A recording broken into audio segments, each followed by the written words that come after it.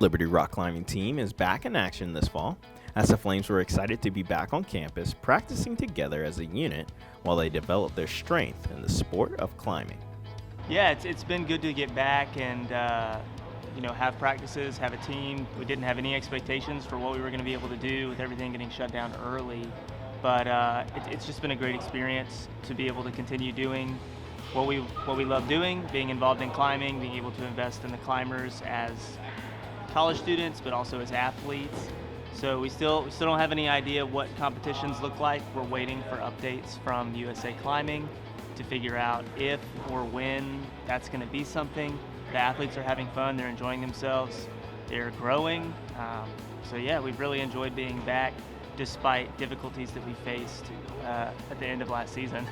It's definitely a little sad that there's no comps this semester, but I mainly joined the team just to get stronger and become a better climber anyway.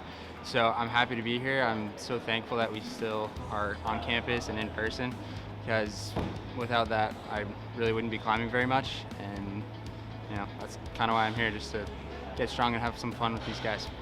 This whole year has kind of been, like a give and take and playing it by ear kind of for everyone. So coming into it, I think we all kind of knew, okay, we don't really know what this is going to look like, but it's been exciting. We're all having a good time for sure. While the Flames are excited to be back on campus, they have had to make changes to their practice schedule this fall, as they have had to adapt to the new COVID-19 protocols. So, one of the main things that we're doing differently is just every single time we have a practice or any type of event that's team related, here at least, we have to screen everybody. They take their temperatures. All that information gets reported to club sports.